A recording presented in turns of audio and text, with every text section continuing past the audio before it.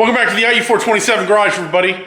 Today I'm going to give you an update on our turn signal switches for both the Gen 3 Coupe. It applies to the Gen 1, Gen 2 Coupe as well, but primarily the Gen 3 Coupe. And then our quick release and when it might be available.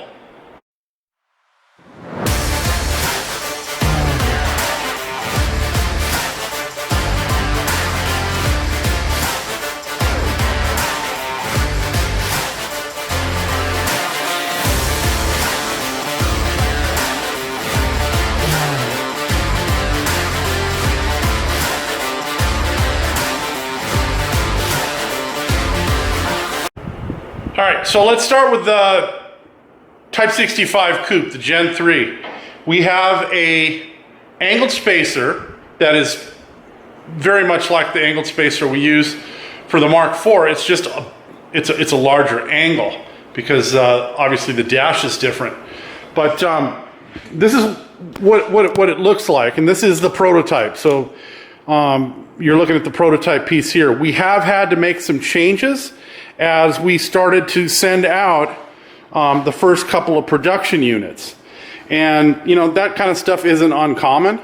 We weren't surprised when we had to do that, but at the same time,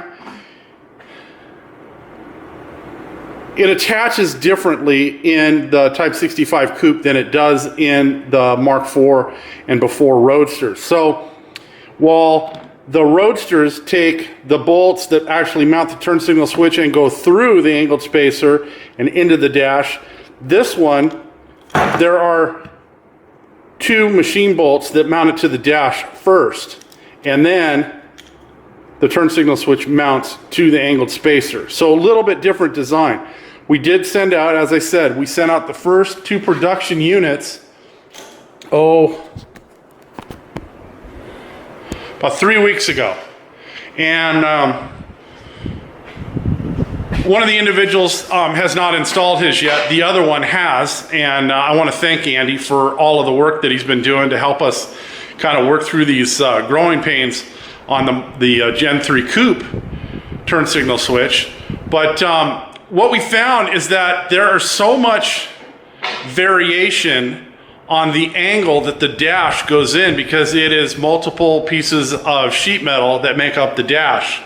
So you have the main dash piece and you've got two side pieces that kind of set the angle of the dash, and then you have the angle of the actual steering shaft itself.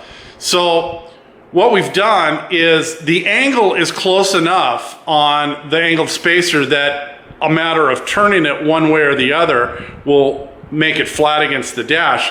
But we've added two different sets of mounting holes to the ones that we already had. So that gives you 3 mounting holes in order to clock the turn signal switch in the right orientation. And those are the next two that we send out for this month are gonna get those angled spacers.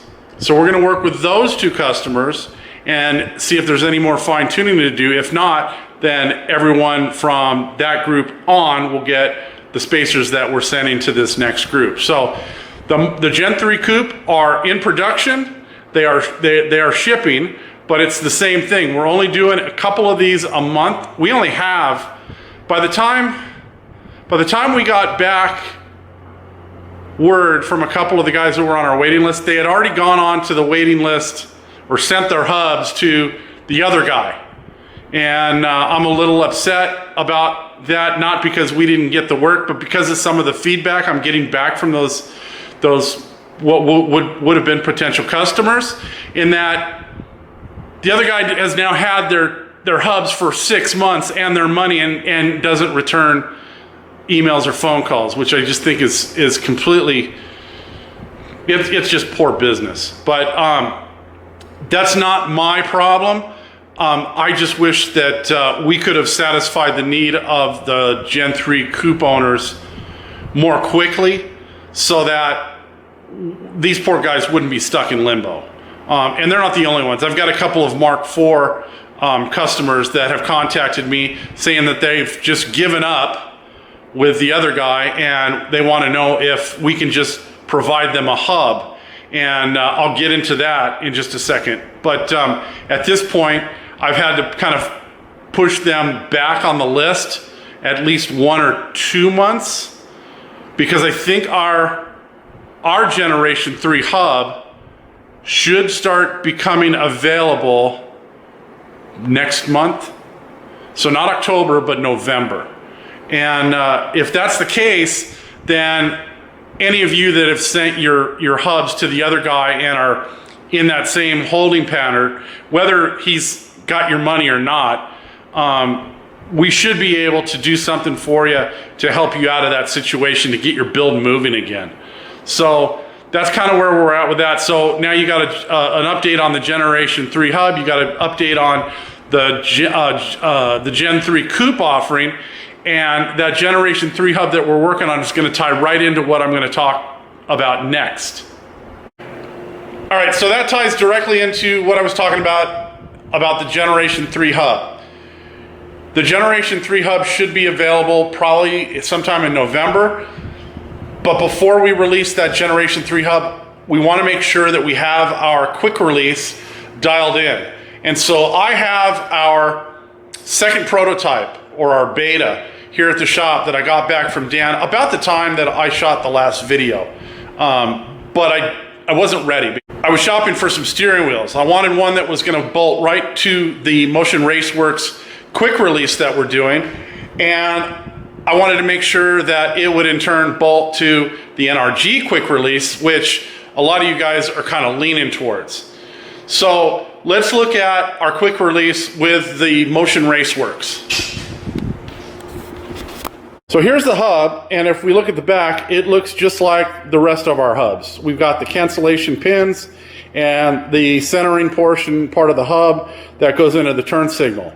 And then on the other side, Dan put a chamfer on here. I think we're going to lessen this chamfer on the edge so that we can make this both for the Motion Raceworks quick release and the NRG. Now, they won't be the same, meaning they won't be drilled for both. It'll be one or the other. But for the NRG, this chamfer that's on the end starts getting into the threaded portion of the bolts that attach it. And so I want to make the hub as close to the outside diameter as we can and just ease the edge a little bit. So that's what it kind of looks like from there. And for, I know a lot of guys are worried about how close the steering wheel is going to be, or how much more the steering wheel projects towards the driver in the car. And I've explained this to a couple of the Coupe guys that have contacted us about the quick release. And the Coupe has more room in it. There's more distance between the driver and the steering wheel in the Coupe than there is in the Mark IV. However, it doesn't push the steering wheel so much closer to you that it's uncomfortable, meaning so that you can't put your hands or your arm. A lot of times I'll rest my wrist on the steering wheel in a comfortable spot. The issue is getting in and out of the car. So when you remove the steering wheel and the removable portion of the quick release hub, there's all kinds of room to get in. So I think my personal feeling is you don't need to worry as much about how close the steering wheel is to you when you have a quick release. But the market will dictate, which one of these guys kind of gravitate towards. We're not selling the quick release, we're just selling the hubs. So you'll have to determine which one you want. I know which one I like. The Motion Raceworks is just a solid piece. It is a true race car style quick release, where the NRG is more of like a passenger car quick release. It's kind of clunky. It's not easy to put on and put off. It can go in multiple positions, and there's quite a bit of modifying that you have to do to the actual quick release before you even install it on the hub. And I think that's something that gets lost in a lot of these threads on the forums and on Facebook, is that you have to modify the NRG quick release. I wanted to find a steering wheel that, kind of looked like the steering wheel that Factory 5 supplies with the kit. I wanted a 3-spoke design. You know, this one's leather wrapped. It's actually vinyl wrapped, so it's not actual leather. This thing was dirt cheap. I think I got it for $35 or $40 off of eBay. And it's a very lightweight steering wheel. It's a 14-inch, so it's the same size as the Factory 5 supplied steering wheel. You can find something like this in wood. But what I was looking for when I was looking at the steering wheels was something with a 0 offset, meaning it's flat. This one is dead flat. So if you look, there is no dish on this steering wheel whatsoever. To where if I grab a Factory 5 steering wheel, you can see the dish. This one has almost a 2-inch dish on it, and the dish is measured from the center of the steering wheel to the mounting surface of the actual spokes. So this one is almost a 2-inch dish. So we've made up almost 2 inches in that offset by going with a 0 dish steering wheel. So that's one option. Now this will be probably an option. I mean, it could be used in the Coupe too, but I think this is something that the Roadster guys will more likely gravitate towards. Now, you're kind of dealing with the same thing. There's really nowhere to mount a center cap on this, so if you want to use the Factory 5 center cap, you're going to have to either affix it with 2-sided tape, or you're going to have to glue it on with you know, silicone or something like that in order to get, you know, the look of the Factory 5 steering wheel. Now, the other steering wheel I got was something I thought would be much more suited for the Coupe. And it, again, has very little dish. This one has, I think it is a 0.75, so it's 3/4 of an inch dish on this steering wheel.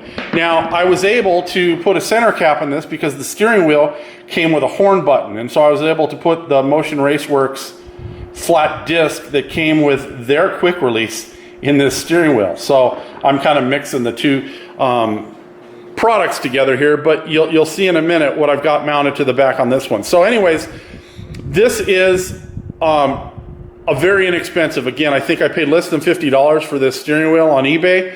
It's a 14-inch. It resembles a leather wrapped steering wheel, but it's actually plastic. It's like a foam based plastic covering. It looks nice. I don't know how well it would hold up over time. Again, I was not looking for something that was expensive, that I was going to use in videos or on the Facebook page in pictures. So this right here fit the bill. You can see I've got the NRG quick release mounted to the back of this. And here's where I want to explain something to anybody that's looking at these quick releases. This NRG takes an awful lot of work to modify. So basically what you have to do is you have to cut this puck portion off of the quick release. This is the piece that actually mounts to the steering wheel, and grind it smooth so that it will not interfere with anything on the actual hub. This piece, and you have to cut it off of the side that the quick release is going to mount to the hub. So you can see I've got these two pieces that I had to cut off of there. Now you can mount these things.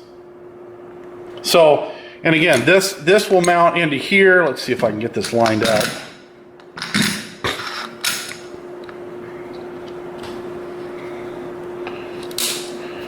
And lock in like that. And you can see it doesn't project as far as the Motion Raceworks quick release. So the bottom line is we can and we are going to be drilling our hub, our quick release hub, for either of the two quick release. Like I said, I prefer the Motion Raceworks, but by no means do you have to go with that. It works easier. So you can see lining up the NRG, I mean, you'll get used to it after a while, but lining up the NRG is a pain in the ass, where this one here, I mean, you pull the lever on the back and you know, it's off. And then to line it up, you know, it's back on. And I don't know. I just think this is a better solution for myself. But we'll see what happens. Like I said, the market is going to dictate which is more popular. And my feeling right now is that anybody that wants quality is going to end up going with this one. Anyone that's more concerned with the distance of the steering wheel to the driver is going to go with that one. And that's just kind of the way it is. So there's a quick update for you on the turn signal switches. Like I said, the Gen 3 Coupe offerings are shipping. But again, there's a waiting list, so if you want one, you're going to have to get on our waiting list. I think there are 5 more people on the waiting list right now. There's just not as many Coupe owners out there. Sorry, guys. And then if you want one for your Mark IV, let us know. We've already actually made a couple of hubs. I think we're up to 5 or 6 hubs whose owners have sent us their hubs pre-drilled for the NRG, and we just do all of our machine work around that, and then we send them back their original hub, and then they mount them in the car. So that's still, you know, if you want to do it that way, we can do it that way as well. But once we go to our Generation 3 hub, then you're basically going to have to buy one of our quick release hubs versus the standard hub, because we're going to drill those that way, and they will be closer to the dash. So keep that in mind. If you guys have any questions about any of this stuff, go ahead and send us an email at ie427garage@gmail.com. Make sure to include the period after the I and the E, otherwise we won't get the email. And we'll return your email and answer any questions you may have about the quick release or the Gen 3 Coupe. And I think that's it for now. So if you're enjoying the content here, as always, please do the like, the share, the subscribe, all that kind of stuff. We'll see you next time. Have a great day.